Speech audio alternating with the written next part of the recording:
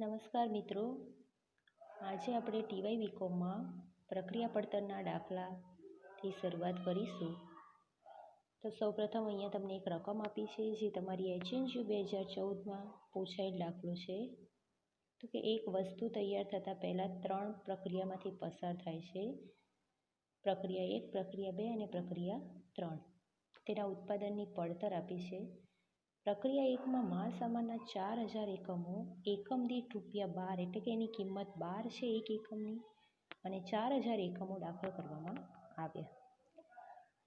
વિગત આપી છે જેમાં દરેક પ્રક્રિયાના માલ સામાન, મજૂરી અને પરોક્ષ ખર્ચા છે.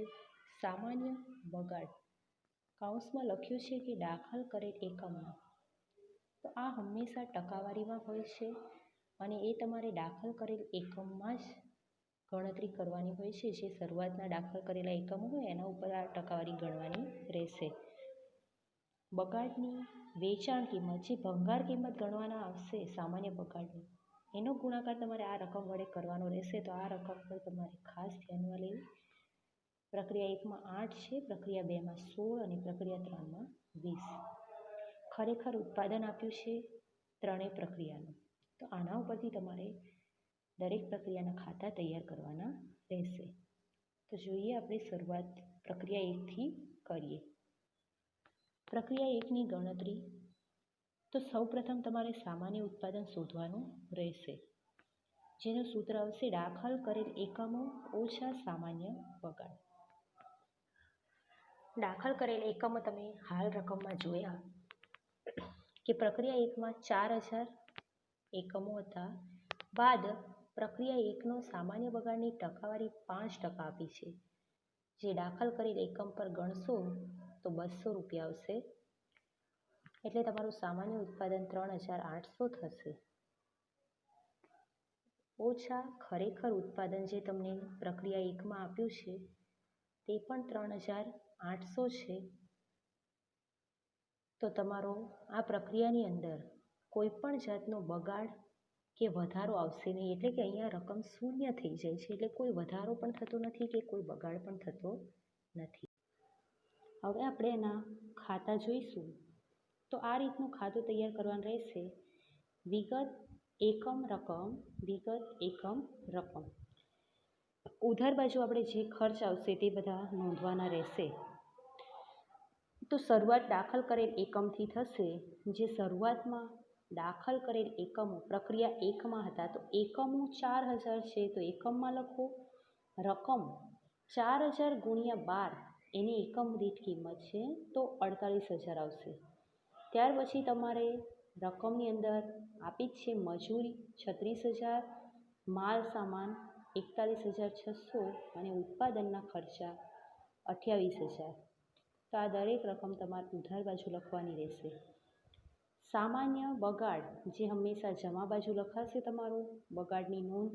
તો એના એકમો 200 છે, જે આપણે ઉપર હાલ ગણતરી કરી અને એની કિંમત મેં તમને રકમમાં બતાવી કે એની વેચાણ કિંમત જે છે પ્રક્રિયા 1માં 8 છે, તો 200ને 8 વડે ગુણશો તો 1600 રકમના ખાનામાં લખાશે. હવે અહીં કોઈ બગાડ કે વધારો થયો નથી, એટલે કોઈ અસામાન્ય બગાડની કે અસામાન્ય વધારાની એન્ટ્રી આવશે નહીં. એટલે કે જે રકમ આવશે તે તમારે બીજી પ્રક્રિયા ખાતે ટ્રાન્સફર કરવાની રહેશે. એટલે તફાવતની રકમ તમારી બીજી પ્રક્રિયા ખાતે લઈ જવી. તો ઉધાર બાજુના ટોટલમાંથી જમા ટોટલ તમે બાદ કરશો તો જે તફાવત આવે છે એ તમારે બીજી પ્રક્રિયા ખાતે લઈ જવાનો રહેશે. અહીં જો બગાડ કે વધારો હોત તો આપણે એનું ખાતું દર્શાવવાનું રહે અને એની કિંમત પણ ગણવાની રહે. તેમ છતાં અહીંયા જે કિંમત આવે તે આપણે જોઈએ. તો સૂત્ર મેં આગળ તમને થિયરીમાં લખાવ્યું હતું, એ જ રીતનું સૂત્ર મૂકીને આપણે કિંમત ગણવાની રહેશે. તો તમે અહીંયા જોઈ શકો છો કે એકમ દીઠ પડતર બરાબર કુલ ખર્ચા ઓછા સામાન્ય બગાડની ઉપજ ભાગ્યા સામાન્ય ઉત્પાદન. કુલ ખર્ચા, તો કયા કુલ ખર્ચા? જે તમે હાલ ઉધાર બાજુ રકમનું ટોટલ કર્યું, જે તમારું 1,53,600 આવ્યું, એ કુલ ખર્ચ તરીકે લેવાનું. બાદ સામાન્ય બગાડની ઉપજ એટલે કે સામાન્ય બગાડને જે તમે 8 વડે ગુણીને 1600 રકમ લાવી એ લખવાની રહેશે, ભાગ્યા સામાન્ય ઉત્પાદન જે તમે અગાઉ ઉપરની ગણતરીમાં ગણ્યું તે તમારું 3800 આવે, તો તમારી 40 રૂપિયા એકમ દીઠ પડતર આવે. આ માત્ર ગણતરી કરવાની રહેશે અને દરેકમાં આ જ સૂત્ર રહેશે, તો આ સૂત્ર તમારે યાદ રાખવું. હવે પ્રક્રિયા 2ની ગણતરી કરીએ તો એમાં પણ સેમ આગળ પ્રક્રિયા 1માં ગણી એવી જ ગણતરી. સૌપ્રથમ સામાન્ય ઉત્પાદન ગણવું, તો દાખલ કરેલ એકમ ઓછા સામાન્ય બગાડ. તો હવે જે દાખલ કરેલ એકમો આપ્યા છે તે તમારા જે તમે બીજી પ્રક્રિયા ખાતે લઈ ગયા એ લખવાના રહેશે. તો 3800 હવે જે તમારા થયા એ દાખલ કરેલ એકમો ગણાશે અને એના ટકા જે રકમમાં દર્શાવ્યા છે એ 10% લેખે તમારો સામાન્ય બગાડ 380 થશે. એટલે તમારી સામાન્ય ઉત્પાદન આવશે 3420. એમાંથી તમારે ખરેખર ઉત્પાદન જે પ્રક્રિયા 2માં આપ્યું છે તે બાદ કરવાનું. રકમમાં આપી જ છે તમને 3360, એટલે તમારો જવાબ 60 આવશે, જે પ્લસમાં આવે છે. તો આ 60 જે છે તે તમારો અસામાન્ય બગાડ થશે. જે પ્રક્રિયા 1માં શૂન્ય હતો એટલે કોઈ બગાડ વધારો નહોતો, પણ અહીં 60 જે રકમ વધી છે એનો મતલબ કે આટલો તમારો બગાડ થયો હશે. હવે તમે પ્રક્રિયા 2નું ખાતું બનાવો એટલે કે પ્રક્રિયા 2ની ગણતરી કરો તો સેમ ખાતા દોરવાના.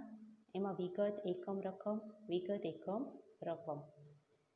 જે પ્રક્રિયા 1માં જમા બાજુ તમે તફાવતની રકમ શોધી શરૂઆતમાં એ લખવાની રહેશે કે પ્રક્રિયા 1 ખાતેથી લાવ્યા 3800 અને 1,52,000. ત્યારબાદ જે તમને પ્રક્રિયા 2ની અંદર રકમ આપી છે કે માલ સામાન, મજૂરી અને ઉત્પાદનના ખર્ચા, એની કોઈ એકમ લખવાની રહેશે નહીં, ડાયરેક્ટ રકમના ખાનામાં જ લખવું. ત્યારબાદ સામાન્ય બગાડ જે તમે ઉપર ગણ્યો છે 380 અને એની કિંમત તમને રકમમાં આપી છે વેચાણ કિંમત પ્રક્રિયા 2ની 16, તો એ તમારો રકમના ખાનામાં ગુણાકાર લખવો. હવે અસામાન્ય બગાડ, તો અસામાન્ય બગાડ 60 એકમો આપણે ઉપર ગણ્યા, પરંતુ એની રકમ ગણવાની રહેશે. તો એના માટે આપણે એની સૂત્ર મૂકીને ગણતરી કરવી પડશે. તો નીચે તમે અસામાન્ય બગાડની ગણતરી કરો તો સૂત્ર તમારું સેમ ઉપર મૂક્યું એ જ કે અસામાન્ય બગાડના એકમો ગુણ્યા સામાન્ય ઉત્પાદનની પડતર ઓછા સામાન્ય બગાડ ભાગ્યા સામાન્ય ઉત્પાદન. તો અસામાન્ય બગાડના એકમો તો આપણા 60 છે જ જે આપણે ગણ્યા છે. સામાન્ય ઉત્પાદનની પડતર લખો અથવા તો કુલ ખર્ચ લખો, જે તમારી ઉધાર બાજુની રકમનું ટોટલ તમે હાલ જે જોઈ રહ્યા છો. ઉધાર બાજુ રકમનું ટોટલ તમારું 2,79,680 જે ટોટલ છે તે બાદ સામાન્ય બગાડ. તો જમા બાજુ જે રકમના ખાનામાં તમને આપ્યું છે સામાન્ય બગાડ 6080 ભાગ્યા સામાન્ય ઉત્પાદન, તો જે તમે ઉપર શોધ્યું એ 3420. તો આનું તમે સદરૂપ આપશો તો 60 એકમો ગુણ્યા એની કિંમત આવશે 80. તો અસામાન્ય બગાડના એકમોને 80 વડે ગુણશો તો તમારા ખાતાની અંદર તમારે જમા બાજુ રકમમાં 4800 લખવાના રહેશે. અહીંયા ખાસ ધ્યાનમાં રાખવું કે અસામાન્ય બગાડ જમા બાજુ તમારે નોંધવાનો રહેશે. બસ હવે જે ઉધાર ટોટલ છે એમાંથી તમારે જમા ટોટલ બાદ કરશો તો જે તફાવત આવશે એ તમારે ત્રીજી પ્રક્રિયા ખાતે લઈ જવાનું થશે. અહીં ખાસ એક વસ્તુની નોંધ કરવી કે જે તમારો તફાવત આવે છે ત્રીજી પ્રક્રિયા ખાતે એકમના ખાનામાં 3360, આ 3360ને તમે જે આપણે હાલ અસામાન્ય બગાડની ગણતરી કરી અને સાદુરૂપ આપ્યું, તો જે આપણી રકમ 80 આવી એના વડે ગુણશો તો પણ તમારું 2,68,800 આવશે રકમ. આની કોઈ ખાસ જરૂર નથી, પરંતુ તમારા ધ્યાનમાં લાવવા માટે સમજવું. તો 3360 ગુણ્યા 80 કરો તો પણ તમારા 2,68,800 આવશે અને તમે તફાવત શોધશો તો પણ એ રકમ સરખી આવશે. એટલે આ તમારું પ્રક્રિયા બનું ખાતું હતું. હવે અહીં અસામાન્ય બગાડ થયો છે તો અસામાન્ય બગાડનું ખાતું બનાવવાનું રહેશે. તો અસામાન્ય બગાડનું ખાતું આપણે જોઈએ. તેમાં પણ વિગત એકમ રકમ, વિગત એકમ રકમ. સૌ પ્રથમ જે તમે જમા બાજુ નોંધ કરી અસામાન્ય બગાડની, એની ક્રોસ એન્ટ્રી ઉધાર બાજુ લાવવાની થશે, જેમાં લખવું કે પ્રક્રિયા બ ખાતેથી લાવ્યા. સેમ જે રકમ લખી તમે ખાતામાં એ જ એકમો 60 અને રકમ 4800. જમા બાજુ હવે આ બગાડને આપણે વેચશું તો જે ભંગાર કિંમત ઉપજશે તે લખવાની રહેશે. તો અહીંયા ખાસ ધ્યાનમાં રાખવું કે એકમો બદલાતા નથી, માત્ર રકમ બદલાશે. તો જમા બાજુ રોકડ ખાતે ઉપજ, તો એકમ આપણે 60 જ લખવાના રહેશે અને રકમ જે આપણે અગાઉ બગાડની વેચાણ કિંમત આપી હતી, જે સામાન્ય બગાડમાં લીધી હતી એ જ અસામાન્ય બગાડમાં પણ લેવી. જો તમને અલગથી કીધું હોય અસામાન્ય બગાડની રકમ તો તમારે એ ધ્યાનમાં લેવી. જો ના કીધું હોય તો જે સામાન્ય બગાડની વેચાણ કિંમત હોય એ જ અહીં લેવી. તો 60 ગુણ્યા 16 જે બગાડની વેચાણ કિંમત છે, તો રકમના ખાનામાં 960. બસ હવે જે તફાવત આવશે એ તમારે નફા નુકસાન ખાતે લઈ જવું અને ખાતું સરભર કરવું. અહીં બગાડ થયો છે એનો મતલબ કે આપણને ખોટ થઈ છે, જે નફા નુકસાન ખાતે લઈ જવાની રહેશે. તો આ રીતનું તમારું અસામાન્ય બગાડનું ખાતું આવે.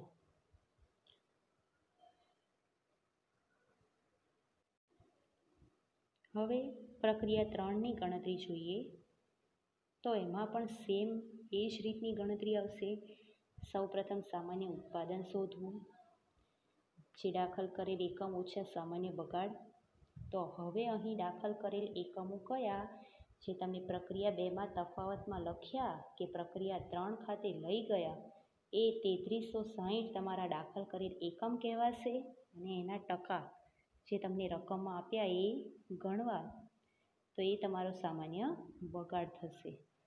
એટલે તમારું 2856 એકમો સામાન્ય ઉત્પાદન આવશે. એમાંથી ખરેખર ઉત્પાદન જે રકમમાં આપ્યું છે એ તમે બાદ કરશો તો તમારો જવાબ -144 એકમો. તો જ્યારે જવાબ માઇનસમાં આવે છે એનો મતલબ એ થાય કે તમારો ઉત્પાદનમાં અસામાન્ય વધારો થયો છે. એટલે કે આ વખતે ઉત્પાદન કરતાં કોઈ જ આપણને બગાડ થયો નથી, પરંતુ ધાર્યા કરતાં થોડો વધારો થયો છે. એટલે આ અસામાન્ય વધારો કહેવાય. પ્રક્રિયા 3નું ખાતું તમે બનાવો તો જેમ આગળ બનાવ્યું એમ જ પહેલી જ એન્ટ્રી ઉધાર બાજુ તમારે પ્રક્રિયા બ ખાતેથી લાવ્યા. ત્યાર પછી જે રકમમાં આપ્યા એ માલ સામાન, મજૂરી અને ખર્ચા લખવાના રહેશે. જમા બાજુ સામાન્ય બગાડ જે એકમો 504 છે અને રકમ જે વેચાણ કિંમત આપી છે પ્રક્રિયા 3માં 20 રૂપિયા, એના વડે ગુણવી. હવે પ્રક્રિયા 2માં અસામાન્ય બગાડ હતો જેની નોંધ આપણે જમા બાજુ કરી હતી અને અસામાન્ય વધારો હોય તો એની નોંધ આપણે ઉધાર બાજુ કરવાની રહેશે.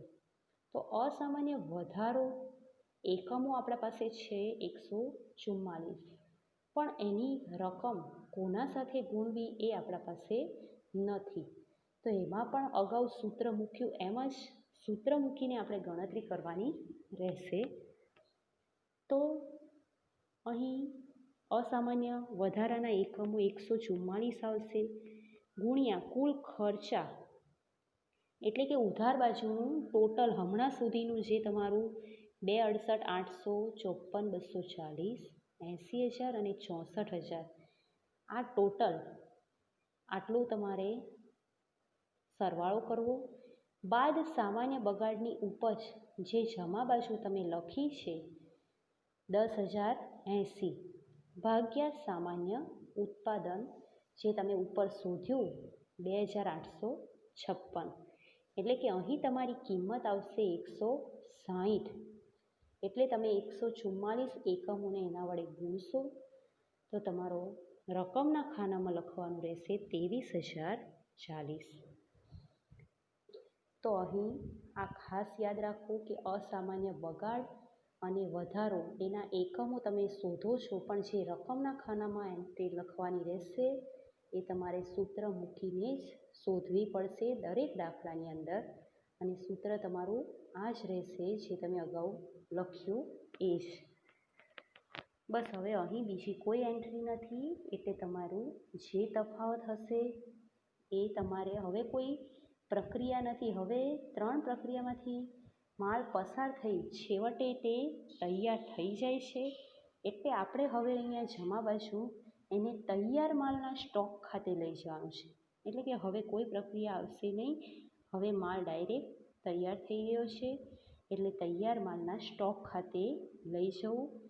તફાવતમાં એકમો 3,000 આવશે અને રકમને તમે 160 જે આપણે હાલ ગણતરી કરી એમાં આવ્યા એના વડે ગુણશો તો પણ તમારા 4,80,000 આવશે અને તફાવત શોધશો તો પણ એટલી જ રકમ આવશે.